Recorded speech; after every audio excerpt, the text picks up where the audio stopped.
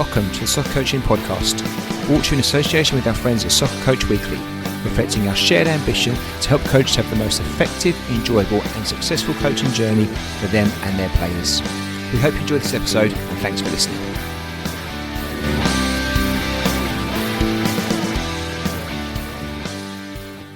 Dion and Mike, welcome to the Soccer Coaching Podcast. How are you both doing? Doing great. Thanks for having us. Awesome. Thank you, Scott. Thanks for having us in. Hey, no problem at all. I'm really grateful. And again, you've managed to make yourselves available for guests for us at quite short notice. So I'm really grateful for that. And I know you're busy as well, doing lots of things over there. So, you know, I'm grateful for any time you guys can spare. And I'm sure we'll have a good conversation today. First and foremost, where are you? Because you're not in the same place, are you? I think different. We're about areas. 2 hours from each other, so maybe 3, depending on weather. So I'm in the Bay Area, in East Bay and Berkeley. And then Mike, you're up in the Lake Tahoe area, right? Yeah. We used to be closer not too long ago, but I decided to pick up and move to the mountains. So a little bit further. What happened? I don't know. Do I smell bad or like what happened? We get to know each other. He bounces and leaves. His racing. He was driving his race car around town. I had to get out. It's noisy. Not this freaking guy again.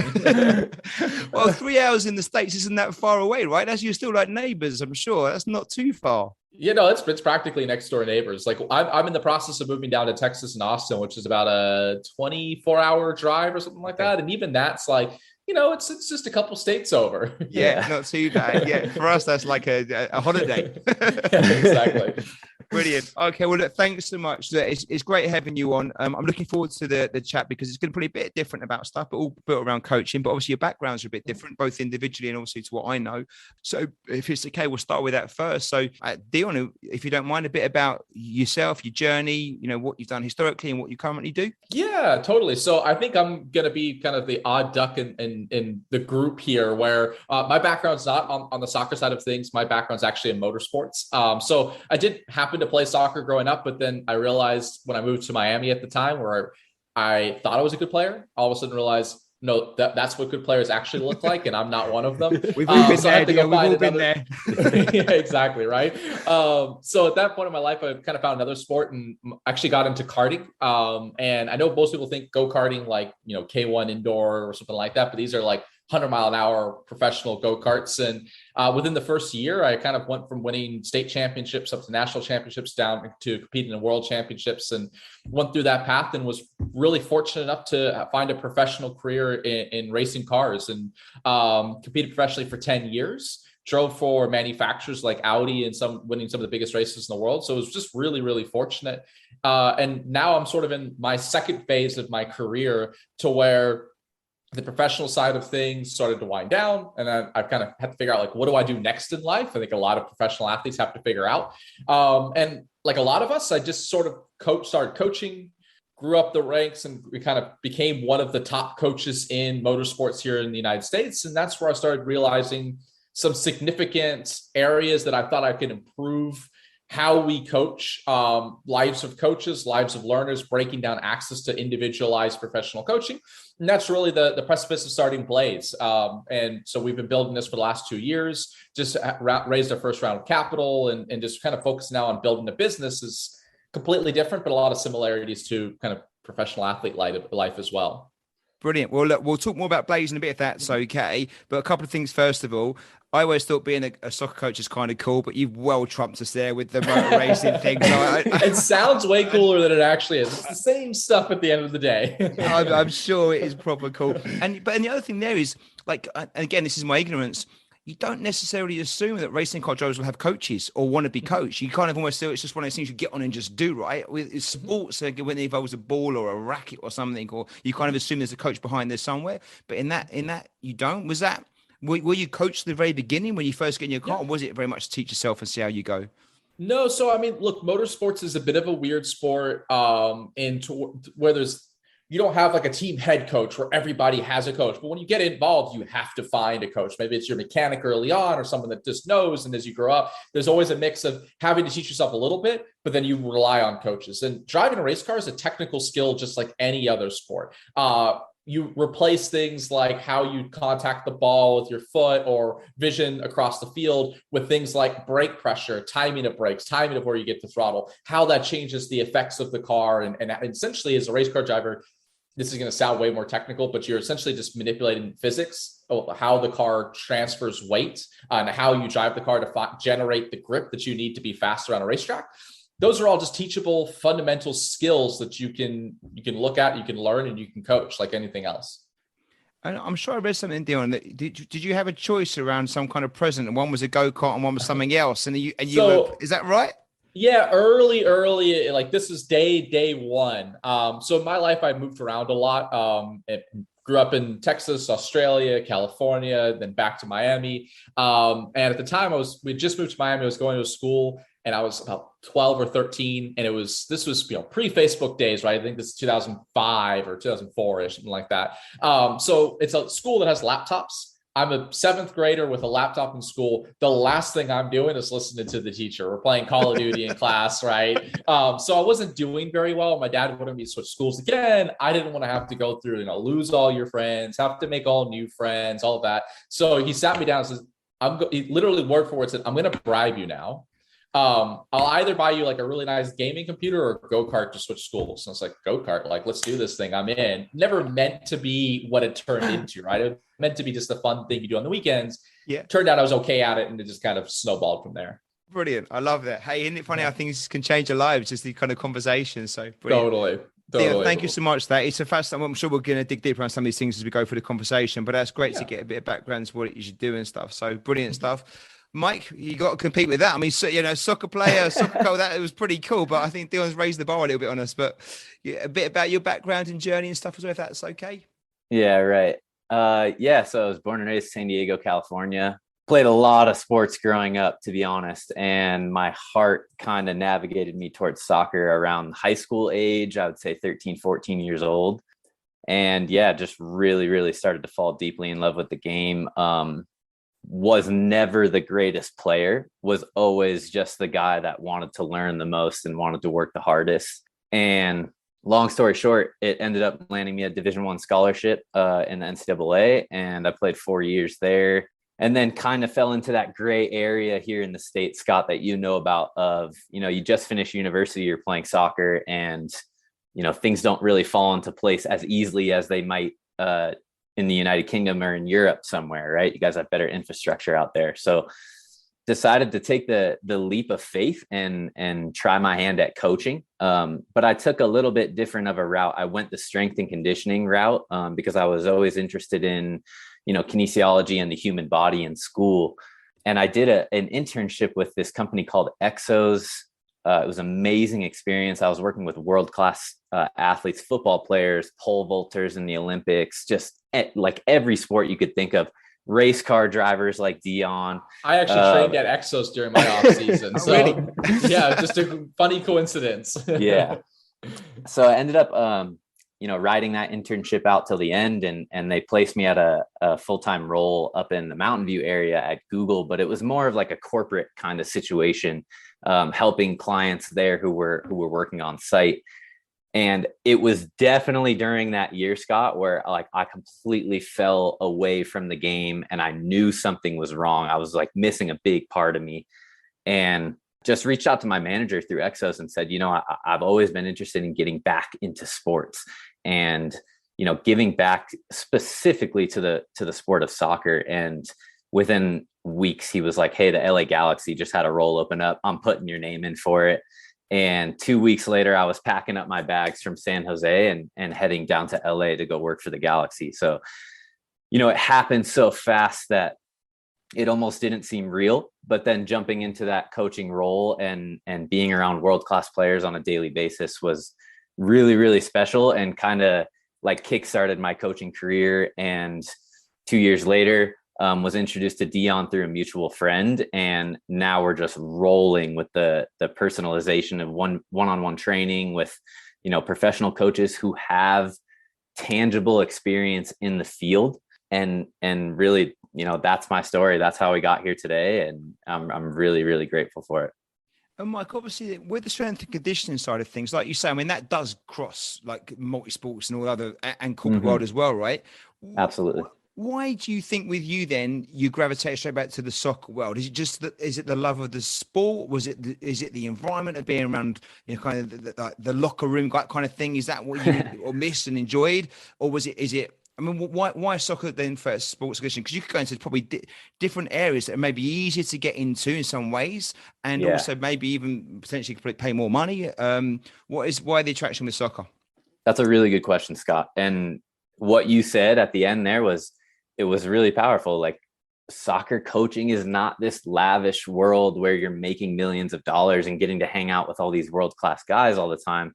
But going into my senior year of college and playing, I went out and spent a summer in Des Moines, and I played for, it was a USL 2 side at the time.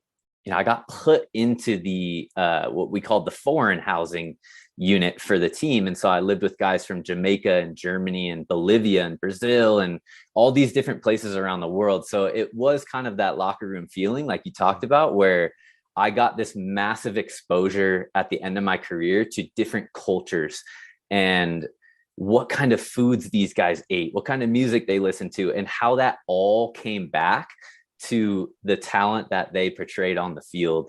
And, the people that they were off the field, which was important, right? These are guys that I still connect with. They're lifelong friends that I'll always have connections with. But I think that was it. I think once I started coaching, and I had the opportunities to go maybe into the NFL or maybe into the NBA and working with different sports that do pay more and that do value that strength and conditioning side of the game just a little bit more than the soccer aspect here in the United States. But it was definitely that culture, Scott. When I got stuck in that corporate world there where, there wasn't that much diversity and everyone's kind of on this like tight, strict schedule of I got to get all my work done and everything's focused around coding for apps. And I was just like completely out of it. A year ago, I was like learning how to dance to reggae music and going out to the Irish pubs with the guys on my team. So learning how to that's going to be the finale to the episode. You're going to see this dancing reggae moves. It's gonna turn into a dance coaching lesson at the end. But Mike, that's great. But I guess we're going to come on this again in a while, I'm sure. But that link between actually the personality and the person and how you can help develop them right. And because coaching, you can't separate the technical elements to these things without knowing the person right and the culture and their background and what it is. The two are so entwined, aren't they? And that's the art and the enjoyable part, right? Surely that's the bit that makes it interesting, isn't it? If it was just textbook and theory, it'd probably be a bit dry, but it's those nuances that make a difference, right? And embracing culture and knowing the people. That's right. And just being around it 24/7, right? Yeah. When you step out of a environment that you're comfortable in, every summer I was going home and working a part-time job, right? And that was the first summer where I had the opportunity to go experience something new, but I had no clue it was going to be like that new and that much of a culture shock to me. So, again, I grew up on the beach and I went out to Des Moines and lived in the cornfields. And when the first tornado warning went off there, I was like, where's everyone running to right now? Right? So, it was very new to me. Well, thank you both for that. That's great to get your backgrounds. It's always good for the listeners to kind of get an idea who they're listening to and stuff. And I'm sure a lot of people know you anyway, but for those that don't, it's great to get an insight. So thank you so much for that. I'm going to throw out questions now. Feel free to jump in, both of you, one at a time, or if it's one of you wants to answer, it's up to you guys as we work through this. I guess my first question to both of you would be kind of what's been your greatest influence with regards to how you approach your coaching? We're going to come on to a minute about what your coaching is and what you do, especially on the Blayze stuff, but what's influenced you to get where you are now? You want to go first, Mike? Yeah, I can lead this one off. Yeah, I think, building off learning different cultures, I stepped into a new environment at the Galaxy where it was magnified and intensified even more, right? And you have these guys coming from all around the world to play for this club for millions of dollars. And I think stepping into that environment was something that kind of changed my mindset of, coaching for me was always this thing that was fun and a way to give back to the sport. But then all of a sudden it became this very professional and targeted approach to how you can get the best out of every single player at every single minute on and off the field, because all of it goes into that game that they must win. Right. And I think that was that moment, like I said, where it clicked in my head, where I can really take this coaching career that I have to the next level, because now I'm in such a real environment where results matter, right? A lot of people don't want to say that anymore, where it's like, go out and have fun and go out and experience the game for the joy and the fun of it. But guess what? At the end of the day, in the real world, results matter. And that was something that impacted me a lot when I was at the Galaxy, for sure. Yeah. Brilliant. Yeah. Thanks, Mike. Dion, what would be your Yeah. background in regards to influences? So to be honest with you, I was trying to think about, like, is there a one moment or one person that's influenced me? And I can't honestly nail it down to one thing. It's sort of been an evolution in my mind from a very different perspective. So when I think about how, like, what influenced me on this path, honestly, there's a few different steps along the process. For me, is as I started coaching and as I started learning, how do people receive information? What questions do they come back with? And listening to how I describe something and then how other coaches are describing something, that started to imprint on my mind the importance of quality coaching. A lot of times in sports, right, it's easy for someone to say, well, I didn't make it in the professional career, let me just go coach, but then they don't care about how they communicate and actually coaching. And then that actually creates a negative environment for someone. So for me, the first realization was a coach is going to make a big impact in your life. It just might be a really big positive one, or it could be a big negative one, which gave a lot of responsibilities to me and how I work as a coach. And then the next step is, as I started to get more and more active in coaching, it was the understanding of what we just talked about, or what Mike just mentioned, is really how you have to know the person. You have to know their situation. You have to know what they're doing. You can't go watch a generic YouTube course or YouTube video and actually learn anything. In fact, I find now that those videos past your very beginners do more damage than good, right? So for me, it was sort of this journey of the responsibility of coaching, how it becomes personalized. And then the final step has been what's imprinted on me is now I'm at a point where I'm so fortunate to be around so many amazing coaches. People like Coach Mike. We have motorcycle coaches. We have car racing coaches. We have go-kart coaches. We have basketball coaches. And what surprised the hell out of me is how all good coaches communicate. It all breaks down to the same stuff and how you communicate. And I'm at a point now where, I competed for 10 years at the professional level, and there's coaches that I'm working with through Blayze that I'm learning from. I'm learning race car stuff from them, right? Which, like, you would never think that, but they're able to go from coaching someone that's a brand new beginner and scale the level of information, the depth of information, all the way up to national champion professional athletes as well. The same coach for both works really well. So it's sort of been the evolution of me learning what good coaching is and the impact it can really make and how you go about it, if that makes sense. And I guess, obviously, through Blayze, you cover different sports, don't you, as I understand it? So if people want to, well, actually, let's do that first. That makes more sense. Can you just give us a quick, 6 seconds, kind of what is Blayze? What's it there for? Why is it set up? And that way we can talk more about it, if that's all right.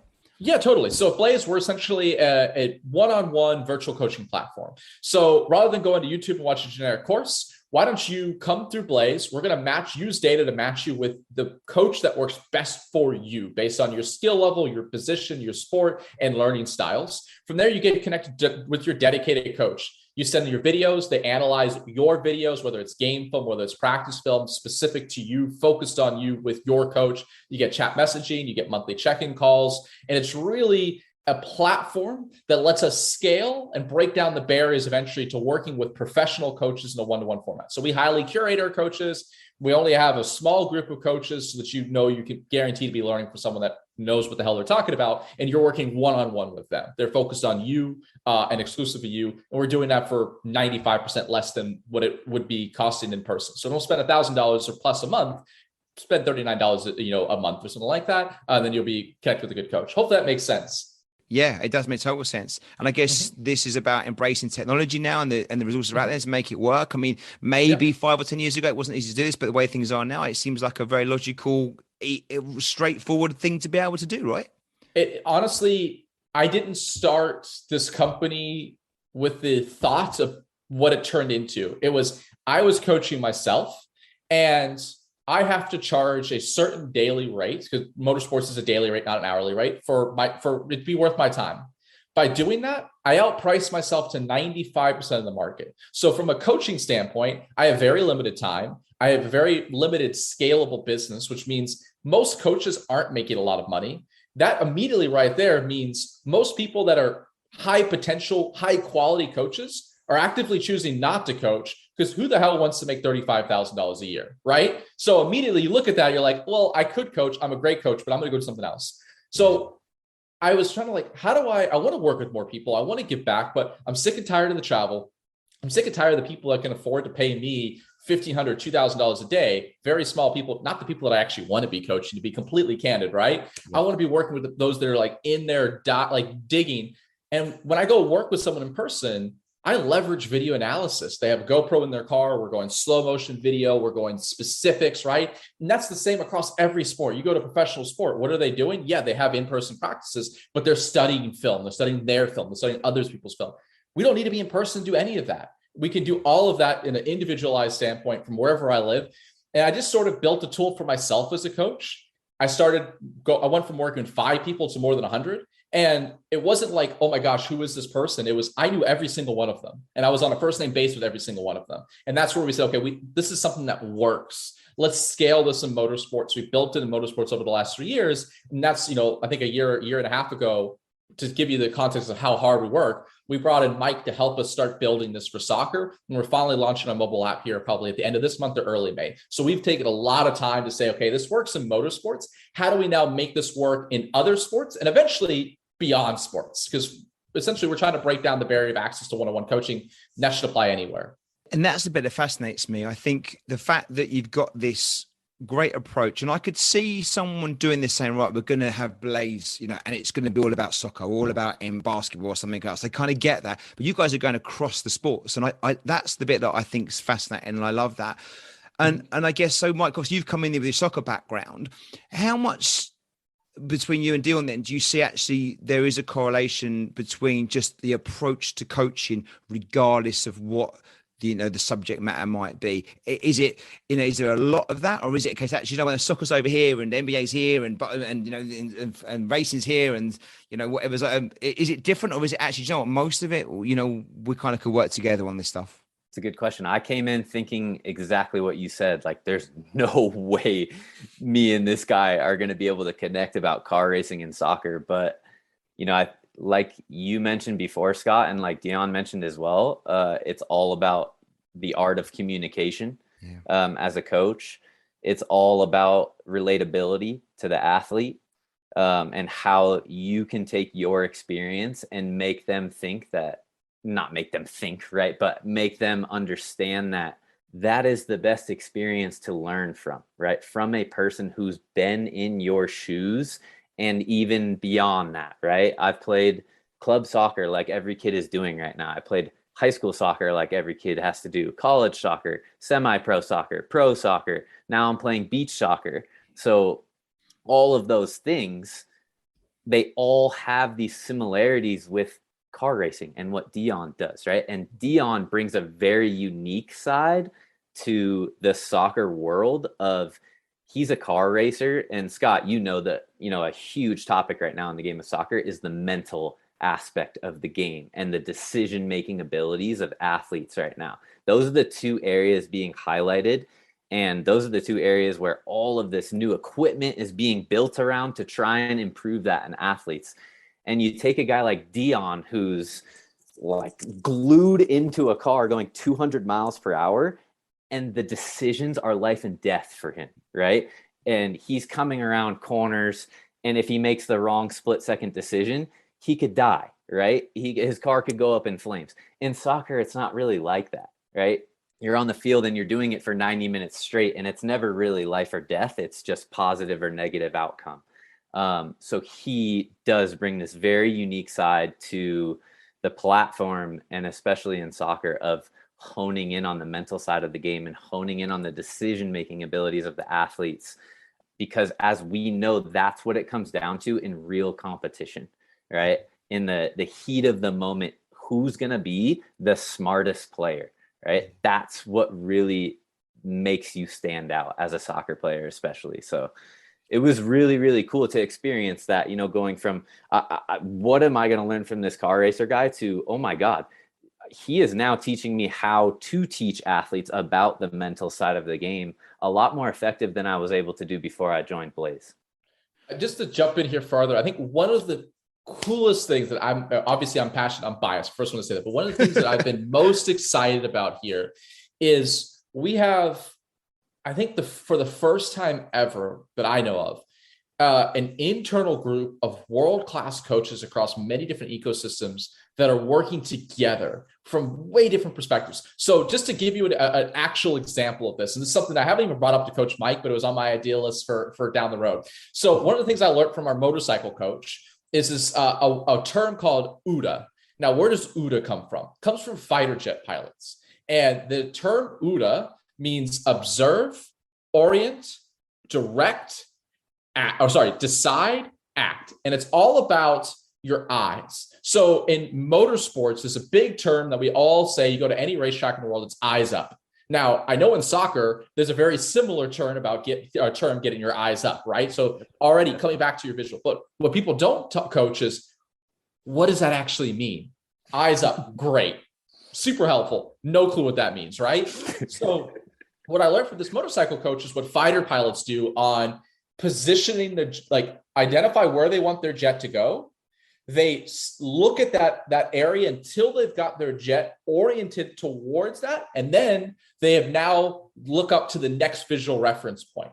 And then they oriented from that. So now we're able to learn about these terms, a fighter jet to a motorcycle coach that will translate over to soccer. And how does that impact soccer players? And now Mike will be able to use that and sort of spit that out in terms of soccer. On the same aspect, now vice versa, Mike's been working on an amazing series for an athletic development planner on how do youth athletes set their goals? What are proper goal setting? How do you measure those goals on a week over week basis? Mike's giving us this great planner that now we're able to take that and not give it to just soccer players, but it has that translate over to car racers and race car drivers and go-kart players and basketball players and whatever. And so we all kind of work together. We all learn together, which is such an interesting environment.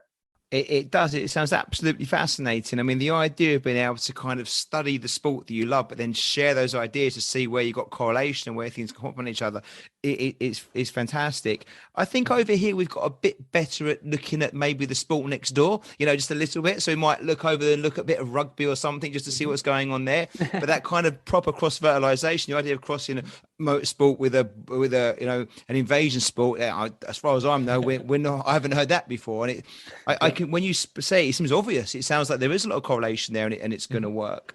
How do you recruit the coaches that support your customers then? Do you look for common threads in these people, or is it more about their expertise in their own subject matter? Yeah, so I think it kind of depends on, are they helping us launch a new market, or are we established in that market and they're kind of additional coaches bringing in? So for example, here in motorsports, we're sort of a little bit more established. We've worked with probably a little over 1,000 amateur race car drivers, some a group of about 10 coaches. If any new coach wants to join our platform, we have a full application process where they don't just send us their CV. We actually have them film a practice coaching session that I review personally and look at their CV, look at how they communicate for actual customer, and then kind of decide, hey, is this person the right type of person for our platform? Yeah. When we're launching a new sport like soccer, this is where we really look for industry experts. So I did a lot of research on, not industry experts as they're coached at the very, very top level and they're this big name, right? We're looking for who are the unheard of people that do an amazing job, that are amazing communicators, that are looking for an opportunity to really lead something. So that was, essentially how we found Coach Mike was, he was working at a center through a mutual friend. Both were coaches. I was asking her like, hey, do you know anyone that could be a great lead coach for her? Because I knew that she was top of her game. And then she was like, you got to talk to Mike. Like, he's unbelievable. And then from me, the second that I started talking to Mike, high integrity, high communication skills, it just the right time at the right place, right? He has the opportunity to really lead our Blayze Soccer. So now he helped establish us. And now when any new coach wants to join us, I send them their CVs. I send him their sample practice coaching sessions, and Coach Mike signs off on every single coach that are allowed onto our platform. So when we find a new coach, it's sort of a new sport. It's establishing with world-class individuals, and it's using those world-class individuals to curate any new coaches coming in. That's great, because I guess what you get there, and working kind of remotely as well, you're still getting a culture, right? You're still getting kind of a Blayze fit. So the right person's going to be in there because you're getting that consistency, which I guess is important. And Mike, I wonder for you then, because obviously you've been in the cold face to face, obviously LA Galaxy, it's up there, it's pressure, it is about results, people's careers are on the lines, you know, every single match that's played. How do you find that now, having a slightly different approach in the sense where you're kind of working remotely with people, I'm going to guess mostly because it's sending things into you and building relationships up maybe online and doing that? Do you enjoy that? Is it just different, or does it feel very much the same? It's the same and it's different, right? Like we've said multiple times now, the communication style doesn't really change. You're still concerned about the integrity of your training and the feedback from the client that you're receiving, and taking that feedback and actually doing something with it, right? Not just letting it fall on deaf ears. But yeah, I mean, it's had its challenges for sure. Being virtual, you know, trying to reach more people who might not have access to the same equipment that you do or the same facilities and things like that. But to be honest, what's really humbling about it is working around those barriers and working around those obstacles. Yeah. So I think, you know, overcoming those barriers of working with kids who don't have the availability to equipment that other kids have, or to the facilities, or, you know, training partners. There's so many things. And so being able to work around those obstacles virtually and digitally now is something that has, you know, not only been rewarding for more athletes, right? We're able to reach more athletes and give them access, like Dion said, to real professional coaching, to someone who has been there, done it, to someone who has lived it and seen it and breathed it and all those things. And then on the flip side of that, it's almost like selfish reasons now, because I've been pushed personally to become a better coach, because the whole digital coaching thing is something that's completely new to me. Every job I've had before this, or every coaching role that I've had before this, is a very hands-on role, right? They were all been in-person roles at a club with 50 players, and you know, you're working with them in the morning all the way through to the night, and then you go to sleep and you wake up and you do it all again the next day, right? And now it's completely different, to where you may only be working with this kid a few times a month, and it is going to be on a screen, and you can't be as hands-on as you've always been. So what are your tactical cues to the athlete now? Do you have good verbal cueage to get athletes to understand what it is that's in your mind as the coach, right? Because we have all these preconceived notions of, you know, again, I come from a strength and conditioning background. So what great movement looks like, or what the best first touch looks like, and movement into space off of the ball. I know what all of these things look like, but it's the ability to transfer that information in an effective way to a young athlete so that they can grasp it, regardless of their background, regardless of where they're training, regardless of what team they're on. Every single athlete needs that mentorship and that guide along with them along the journey. So yeah, again, there's been selfish reasons that have pushed me to become a better coach, and I've had to overcome those obstacles. But I think, you know, finding ways to reach more athletes is something that Dion is obviously an expert at, and he's helped me improve immensely during this time. So I think one of the things that's challenged both of us, and we talk about this a lot, is not only like in that communication, dialing a little bit deeper, is like how you become more concise and clear in your message is so important in a virtual aspect. I mean, it's important in every aspect, right? But we spend a lot of time internally thinking about, like, how do we nail down that point in a super concise and easy to understand way. Now, a lot of us are going to talk about, oh, well, like, you know, well, kids' attention spans are lower, and that's why it's important. A lot of my customers are 55-year-old, 60-year-old enthusiast race car drivers. I promise you, they're the exact same. Yeah. Like, they need information distilled down in an easy to understand way that's quick. So it's definitely forced all of us to learn how you really approach coaching specific techniques and scenarios. And it's like, you have to kind of rewire your brain a little bit. And that's the advantage of having so many coaches work together, is that we all learn together on how do we do this right. And I mean, we're not going to lose you back, hopefully, to the grass anytime soon. But I would imagine if you go back out there, it's going to feel like a walk in the park. Doing face-to-face coaching with people is going to be like a breeze, because you've got these kind of finely tuned, like ninja skill set. Because I mean, this is a new delivery model as far as I'm concerned. It's new anyway, and I guess for everyone, it's a work in progress, right? And it's inevitable you're going to have to develop your own skill set to be able to be really, really effective at this with a bit more, with time and stuff, which I'm sure you are. But for others, maybe jumping on, they're going to have to work it a little bit. But I would imagine it will come even easier once you go back out on the grass and do things, or if you do any of that stuff as well now. If you found that, have you had a chance to test that out yet, or is it all done virtually at the moment?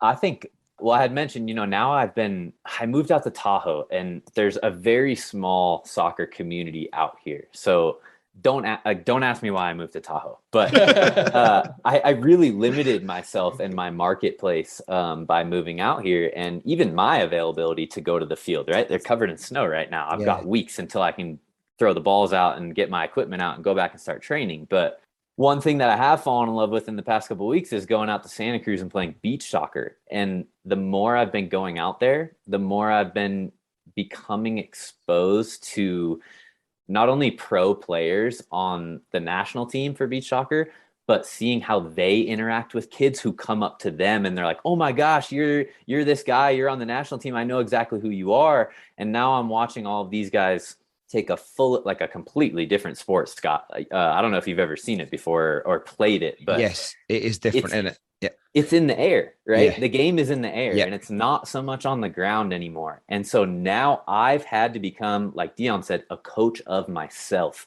Yeah. And I've got a group of other guys who have taken me under their wing, and now they're coaching me. And it's like taking a back seat on everything I've ever known in the past couple of years, because I'm always that guy who's got everything up here and I'm trying to get it to as many people as possible. And now I'm in an environment where I'm the student again, and I'm the young kid trying to learn the game. And that's been powerful to me. And now to start to try and develop a mindset for it, like, hey, since I am that kid who wants to be a pro, or since I'm in the shoes of the young player, the young hungry player again, who wants to go get a college scholarship, like, how do I become a better beach player? And so I'm starting to try and figure that out, but then also document it, take a video of it, so that once I do become that person that I want to be in the beach game, I have everything that I did to give it all back to all the kids, because it is a growing sport here on the West Coast, especially in California. And why not? Why not dive into it? It's challenging me again as an athlete, as a coach, and it's just going to make my coaching style improve. And it's just going to make, my relatability to new athletes keep improving. So it's been a very unique experience to, again, be that student again and kind of step out of the coaching role that I've been in for so long. Obviously, a large part of what you do is very personalized, and isn't it? Because this is very much about individual support and coaching, right? I'm guessing, please tell me if I've got this wrong. And not only is it personalized, but I'm also assuming that you probably don't get much of a sense of the team behind it, really, because you're looking at the individual, whatever practice it may be, whatever sport it may be. Or obviously, if you're in a coaching environment where you kind of get a sense of the environment and that kind of stuff as well. How do you find that? Is it a benefit in the sense you can focus then purely on the person you're trying to support without the noise around that you may get distracted by if you're kind of doing it in the club environment or in a team environment? Does it help? Or again, is that something where you have to overcome and adapt your delivery model and maybe your communication and what you say because of the fact you're just working on a one-to-one basis? So I'll jump in here really quick to start as the person that doesn't know soccer as much, but it's something that we've obviously had a lot of internal conversations around. And what I would say is as with any decision, there's pros and cons, right? So the cons to this are, you do miss some of these subtle nuances of being able to brush shoulders with somebody. And I'm the first person to say, make it really clear, if you can work one-on-one every day with a pro coach in person, focus on you, absolutely, that's the way to go, right? Like that is the absolute best experience if you can get it. So one of the cons is you do miss out on some of the subtle opportunities, but when you know that, you can build towards that. And what the pros of this allows us to do is the specificity and the focus on the individual. So when you have a team practice as a team head coach, you don't have the ability to think about all of my players. What are they all doing? It's sort of, what's the team doing? What's going to get the team better, not the individual players. And maybe you'll be able to focus on a couple individual players, but not the level of depth that each player individually needs. So the pro of this type of platform, the pro of what we do is that individualized, deep individualized focus, but we combine that with intro calls, monthly check-ins, where someone like Coach Mike can check in and say, what does your head coach want out of you? What's going on in your team environment? So we can still tackle the things that we miss. For sure, you're not going to get everything, but it's what lets us be complementary and sort of scale a head coach. We almost turned Blayze into sort of like mini head coaches for every player that wrap up underneath the team's head coach and are complementary rather than contradictory. Something that we care a lot about. We've had a lot of discussions. But anyway, I'll let Coach Mike run with it a little bit deeper because he obviously has more knowledge there than I do. But Dion, just that was great because also like I didn't mean necessarily soccer specifically anyway. I kind of meant like any of the sports, how you do it. So I kind of thought like, you know what, if say you are supporting me and I'm part of a team, you don't get to see me in the team, but you get to see me on this stuff here. And I wonder if that was a like, you know, how you kind of compensate around that. But you've answered that perfectly. But go on, yeah, Mike, please pick it up. Yeah, that's a great answer from Dion. And I think one thing that he's touching on is, it's in the hands of our customers to decide how much personalization that they want. So that's what kind of makes us special is, like Dion said, I'm a message away from all of my athletes, right, on our platform. And it can be anything that they want. It can be, hey, coach, you know, my head coach for my team told me that I didn't play great in this game this weekend. And he told me I need to work on this, this, and this. And that's the kind of information that we want, right? The more information that I can get about the player, the more I can give back to them. And so again, it kind of puts it in the hands of our customers of like, yeah, you guys also need to be doing things and investing your time in the right places. Ask questions, right? One thing we see in team environments a lot now is the kids are hesitant to put the hands up and ask the question because they're afraid it's a stupid question. And we all grew up, right? There's no stupid questions. Okay. There is no stupid question. So what's, you know, one thing, what is super easy for one athlete to learn might be extremely complicated for another in the most basic concepts too. So, you know, again, we're leaving it up to our customers to reach out and ask us whatever they want. Right. And I will give you as much as I possibly can, but just know that I will give you 10 times more if you're giving us feedback and you're giving us that information that we need to make you a better player specifically. Right. It's your needs, it's your strengths, it's your weaknesses. And those all go into that team environment like Dion was talking about. But when you really pull it away, when you pull the individual away from the team, there's a snapshot, right? And you have to be able to take those things and create a plan and go back into that team environment and eventually implement it so that you can continue to improve your game. So, and I think just to jump on and kind of iterate, I think that the two really important things here are we all have egos. Doesn't matter how old you are, where you are, we all have egos.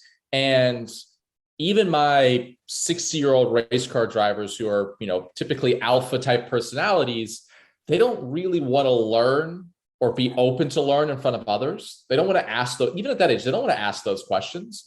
So the great thing about here is it's one-on-one, right? You're not learning, it's safe. You're not vulnerable in front of your peers. It's, hey, Mike, like I'm struggling with this thing. Can we go have this conversation? And I think that's one of the you don't hear it talked about in team sports, but what we've started to notice more and more from the science side of things is that team practices or practicing in front of peers is actually one of the worst times to be open to new learning concepts because people are scared of failing and looking like an idiot in front of their friends. They're not vulnerable. And to learn, you have to be vulnerable, right? So you have all of these things. And then you also have a fascinating study called Bloom's 2 Sigma problem. Essentially what they did was they studied group learning versus individualized. And the impact of individualized blew us away. So if they took the average learner, the learner in the 50th percentile, so right in the middle, they gave them access to one-on-one coaching that average person jumped to the 98th percentile in performance. So 2 standard deviations. I'm not a math major, so I know that 2 standard deviations takes me way back, and I'm like, oh crap, what was that? But like going from the 50th percentile to the 98th percentile is massive, right? Why? Because it's individualized, it's customized, but it's also in a state that sets them up for success. They're not, anxiety is not getting in the way. They don't have to worry about this. It's just me. I'm in a safe place, and I can really experiment and learn from there. With the personalized training, you first thought me as kind of a very part-time coach, not at the level you guys are at, but I kind of, you kind of first think technical. Okay, how can I help the people out technically, to improve? Mm-hmm. But I guess part of what you're going to be doing in your roles is psychological as well, isn't it? I would imagine. And does that require a different approach? Do you look at kind of theory and context around like maybe like the psychological elements or decision making and stuff, the things that aren't as easy and tangible to see across any of the sports? Does that require a different way of going about supporting those individuals? I mean, I think every coach will be a little bit different. I can give you my personal experience. So when you come to as a customer for racing, we have a few different types of options on video to send me. So you can send me like 1 lap of video. You can send me your entire 30, 45-minute race, and I'll watch your race. So when I'm doing a race breakdown, I spend 40% of the time probably talking about the mental elements and less about the technical elements. And I can see their state of mind purely off of just watching their video, right? So if I see a driver that does their fastest lap of the race at the end of the race, I know immediately that they weren't intense enough, and they didn't have the right type of situation before the race to set up mentally. So I talk to them about like, what does a pre-race setup or routine look like? And what most of us know are movies where everyone's all rah and pumped up, which is the exact opposite of what a good state performance is, right? So I introduce things like, we talk a lot about square breathing, meditation, body scanning, visualization. How do you do that? Not just what it is, but how do you do that? So for me, it's all tied in together. It's not separate from technique. Performance is the result of 3 different areas. It's technique, it's mental, and it's physical. And all 3 of those work together. You can't take one out of the equation. At least that's how I look at it. Yeah, that's a really good point, Dion. I'm right with him there. And from the soccer side of things, yes, the mental side of the game is huge. It is absolutely huge. It's becoming more and more important every single day. But with Blayze, we do hone in on the fundamentals, like you said, Scott. First, it's look at their technical ability, right? And for soccer specifically, pass, dribble, shoot, cross, you got to do a bit of running, right? So we look at the athletic abilities of the athlete as well. But ultimately, like we always keep talking about, it comes down to what you do in the game. You could be terrible all week in training, but all of a sudden you could show up in a game and be really sharp. And that is just as much important feedback as the opposite of you were really good all week and then you were really bad in the game. Yeah. And soccer is like that. It's a game of mistakes, in my opinion, right? A lot of people here in the States don't watch it because it's a game of mistakes, and there's only 1 goal a game, 2 goals a game. So that's only 2 moments a game where you get to go crazy. Okay. The NBA, you're scoring 450 points a game and you can celebrate 7,000 times, right? But that's what makes soccer so unique, is you're just constantly failing. Yeah. And it's who can have the best mindset, who can have the strongest will to just get over it and just push forward and keep going, right? A lot of what I learned as a young kid was just having the shortest memory on the field. And that's what allowed me to stand out. Was I'm going to make 100 mistakes a game, but if the game ends 1-0 and I scored the goal, who are they all going to come look at and congratulate? It's still me, but didn't you guys see all the 150 mistakes I made before that, right?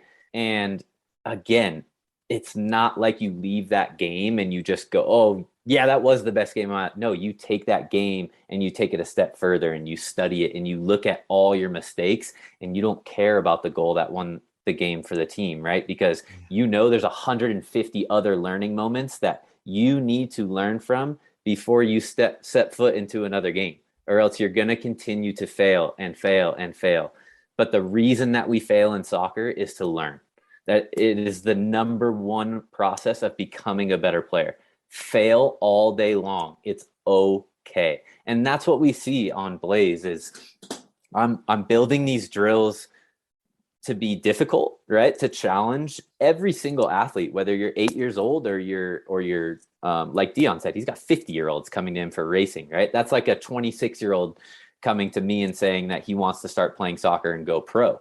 They're out there. Everyone's out there, right? Every sport's got those people. So can we tailor our training to be focused on high repetition, high volume training where you were experiencing failure over and over again, and you're trying to make it perfect, but you just continue to fail. But that's that process that really shapes and molds the mind of an elite athlete. And I think that we're going to be really successful in accomplishing that on Blayze with all of the resources that we're able to give our athletes, whether it's drills or game film analysis or filming the drills that they do at home and actually watching that film, taking it again, that step further.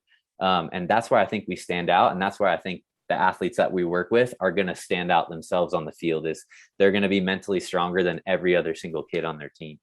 Think about the accountability those kids have to be able to put in that extra work. Like that is one of the major elements here.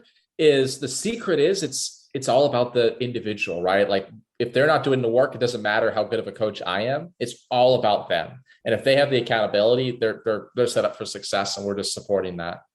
And that's the beauty. It feels like there's a lot of ownership on the individual, which is what you want, isn't it? They've got their own part of that process and be involved in it. Because I think it could be quite easy sometimes if you just get some support, like, remotely or face to face, because it can be kind of token gesture. But this is you having to do your bit as well to add the value to your own development, which creates the buy-in.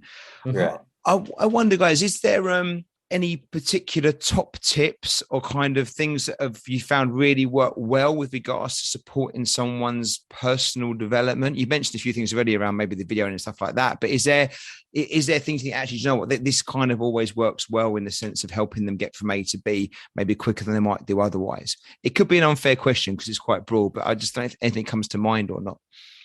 Just to ask a clarifying question, do you mean in terms of like specific techniques on like how do you get better at X or Y, or just more general? Yeah, I do. You cover so many sports. It's probably a bit unfair, but I don't want to say make it just about soccer necessarily. So like anything, we think, actually, do you know what? This is the kind of thing where actually we often get something like this, and this often works and helps the person move on, significantly in that area. But I do get it's very broad, isn't it? Maybe I'm being a bit unfair in the question. Yeah.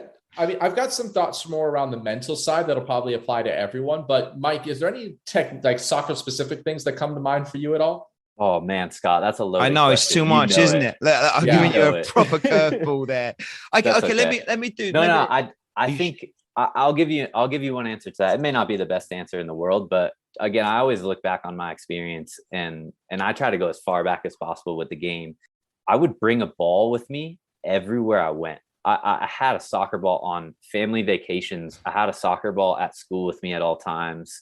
I had 4 siblings and I went to go watch all their games, and I didn't care. I put my headphones in and I was juggling and just getting familiar with the ball. So I think it's the most traditional answer and the most sometimes it's the most basic fundamental things that sound too simple, but that's what it is. It is. I mean, honestly, those were the moments that my dad took a picture of me one time at my brother's soccer baseball game, and I was juggling in the outfield, and it was like he took it from the infield and he could see me all the way like up past the fence.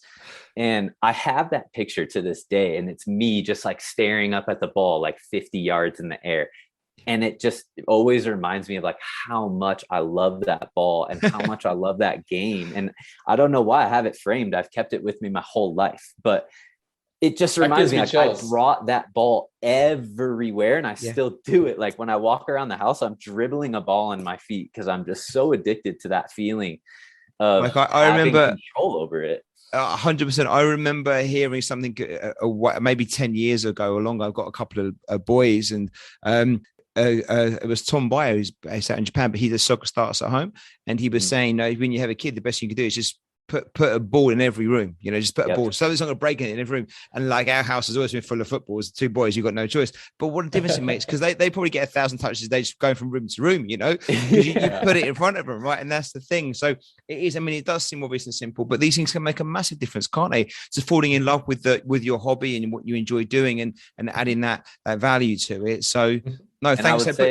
I would say try other sports too. I don't think there's any shame 100%. in saying that, right? We come from a platform where we are trying to bring all these masterminds of different sports together. And I grew up playing every single sport I could get my hands on or my feet on: beach volleyball, football, basketball, right? And there is skill transfer from sport 100%. to sport, right? And it goes so far in understanding even the tactical side of different games, right? Because the more you play it, the more you start to understand it. And again, I can learn from Dion, who's a car racer his whole life, and he can learn from me, who's a soccer player their whole life. And that should be a testament to itself, right? Mike, that's a great point again. Sorry, Dion. That's a great point again, because you know what, I slightly worry, especially over here. It's become very professional, the foundation, the youth sports. Obviously, I'm involved in soccer, but it's across lots of the sports, to be fair, where to get at a good level, you've got to commit so much time to it that you almost can't do any other sport to a decent level, which is a real worry. And I think maybe in 5 or 10 years' time, we might look back and think, actually, that was a bit of a mistake potentially, and it's getting that balance right. But yeah, you make a good point. I think as parents and as coaches, we should at least be thinking about that and saying, can we help our kids maybe to make sure that, they're maybe specializing in one area, but is there enough time for a bit of tennis or something else as well that might be complement or give them a break from it? So sorry, Dion, I jumped over you. You're good. I think there's just so much science backing up multi-sport athletes is the way to go. I heard a crazy stat the other day. So American football, college football is massive here, and one of the biggest universities was Ohio State. They're like the top 5 team. And a few years ago, when Coach Urban Meyer was there, I heard a stat that at that level, at college in Ohio State, 80% of his current players were multi-sport athletes at that time. Not multi-sport athletes in high school or middle school, in university, which is just like, that's at the elite level already. Like those players are, a lot of them are pretty close to pros, which is crazy. But it also gives you the ability to practice mentally. So for me, I'm a massive believer in sort of the mental side of things, which the number one thing I would say is how the focus of breath and talking about breath. And like, I don't care if I'm going out to play pickleball and having for fun, I'm doing that. I'm practicing my reps, my pre-game reps. If I'm going to hop on the simulator, if I'm going to do any type of competition, that's an opportunity. Now I probably take it to the extreme. I piss my parents and my family off a little bit because I'm very competitive, but it's an opportunity to train. Brilliant. Thank you so much. Look, guys, this has been fascinating. I mean, there's so much you could ask about this. We could have like a 4-hour podcast because it's so fascinating. I would love to have you guys back on again, maybe in a year or so's time, find out more about Blayze is going and what you've learned. It's going to be a fascinating journey. I'm sure the more you grow the sports and the more you cross collaborate your ideas and things like that, you're in a perfect place to really, I'm not going to say revolutionize coaching, but take a more holistic approach to it. And I'm sure there'll be people wanting to tap into more broadly what you're finding out as you go on this journey. But as we approach the end of this podcast, how do you see coaching evolve maybe over the next 5 or 10 years? What you're doing, the digital work, I'm sure that's the way things are heading, and for lots of different reasons. But in addition to that, is there any other ways you see coaching maybe evolving in different ways? Yeah, in my mind, I think I got to be careful in how I word this and make sure that I don't comes across the right way. But I think the coaching infrastructure and amateur grassroots sports will start to be structurally look a little bit more like professional sports. So what does that mean? You look at a professional athlete today, they sort of have their team's head coach, but they have a lot of coaches underneath that team head coach that are doing a lot of work to support them that actually do more of the work with the individual athlete, right? The individual athlete has a team around them.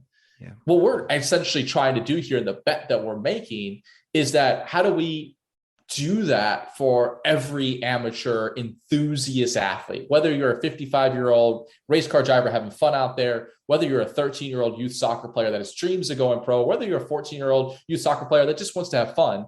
It's sort of building a team around that individual player that wraps up underneath the head coach to be able to scale that head coach.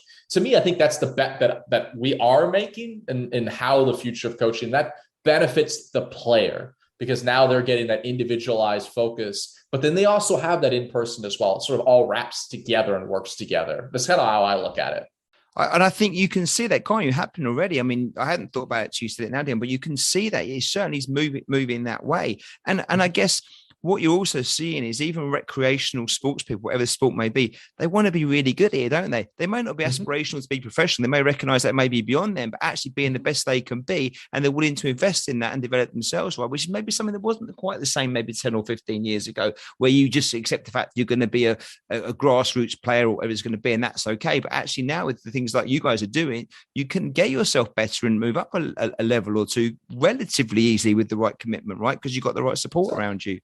My wife and I play tennis. I'm a terrible tennis player, but damn it, I want to get good, right? I don't want to be bad at this. I'm just doing it for fun, but I want to compete, right? Do you do tennis? Is tennis on Blayze? I should know this, but I haven't. Not yet. We are going to add it. So we're being very systematic with what sports we want to add. So we don't want to just go into 30 sports right away. We're just in motorsports, soccer and basketball today. We're going to make sure we get those sports right. Yep. And then we'll slowly add additional sports from there. Brilliant.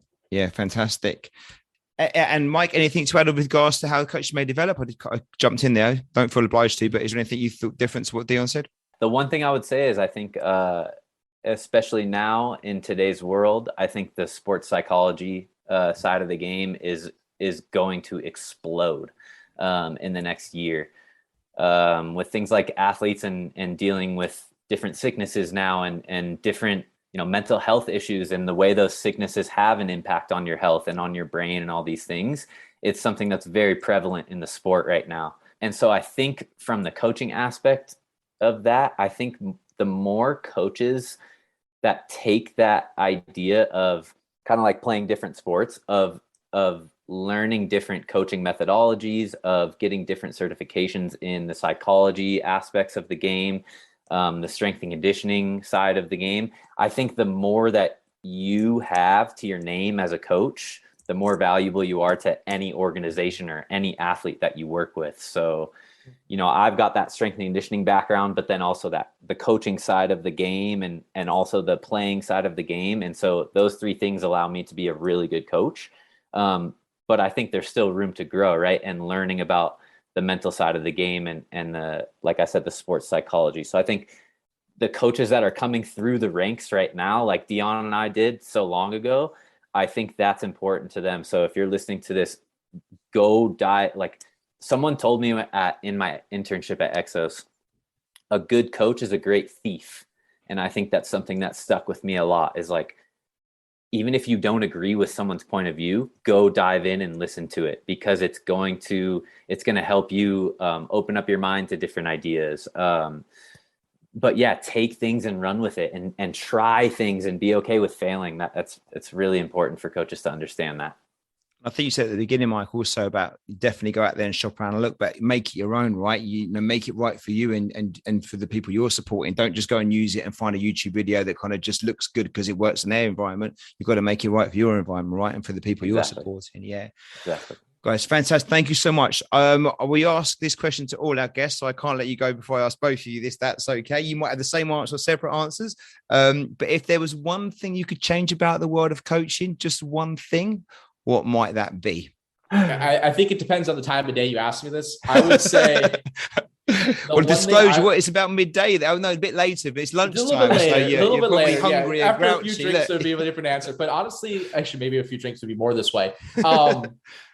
I would wish there would be less noise from, I don't know how to word this, but from people that don't really take themselves seriously as a coach. So less unquality YouTube videos or Instagram celebrities, like all of that noise, these fancy courses that don't do anything for us. I wish there would be less of that in the world right now, because they don't add any value. And if anything, just distract and make our lives more difficult. That people that are actually trying to do this right, it would be my first, where my mind goes first. Good one, dear. You got to find the quality, right? You got to do the research and find the quality. So it's good there's more quality out there, but with more quality, it becomes more of the other stuff as well. So yeah, exactly. Very good. Yeah, fully agree. Thank you. Mike, pressure's on you now. You got to beat that one. It's tough. Again, I always look back on my experience as a young athlete growing up. My coaches always intimidated the hell out of me, and it kind of messed with my head as a young athlete. So the one thing I would change is, if you're an athlete listening, get your coach to become your friend. Okay. And I don't mean that by going and kissing his butt, right? Or for a lack of better terms. I just mean that as get comfortable with them. Be okay with telling them that you don't understand something. Be okay with them pointing out the positives and the negatives for you because they care about you. So I think I wouldn't change a lot of what coaches are doing. I think I would just try to get athletes to better understand that, you know, coaches are there because they care about you and they want you to become a better athlete, but more importantly, a better person. So Brilliant, I think I would change that. And I fully agree. And on the flip side, that I'd also say coach needs to understand about putting the person before the player, right? Or the sport. Definitely. Because actually, you know, if you can get the person, you know, on your side, then they're going to engage in what you're supporting with anyway. And they're a lot more, and you can have those honest conversations and hopefully develop quicker. So guys, thank you so much. I pushed my luck with your time. I thought I always do this. I should have said, it just goes so fast and there's always so much to talk about. Would you come back on again, maybe in whenever time and update us how things are going? This has been a blast. I would definitely be back on for sure. Genuinely fascinated by what you guys are doing. I think it's great. I wish you the best success with it. I'm sure it's going to go really, really well. I'll be keeping a close eye on it, but not just for the business model. And I'm sure you can make success of that, but just the interest of kind of the what you're doing, how you're doing it. It just sounds fascinating. So I'm looking forward to hearing more about that then as the months unfold. But if people want to find out more about you guys, what you're doing, Blayze itself, what's the best way of going about that? Honestly, just going to blayze.io, BLAYZE.io. We're also on all of the social media channels at Blayze Coaching. But then as well, I love when people go and follow our coaches and interact with our coaches themselves. So you could find Mike. Is it at Mike Semenza or what's your Mike Semenza, SEMENZA. And he's a great follow. I learned from his Instagram and love that as well. So definitely give him a follow.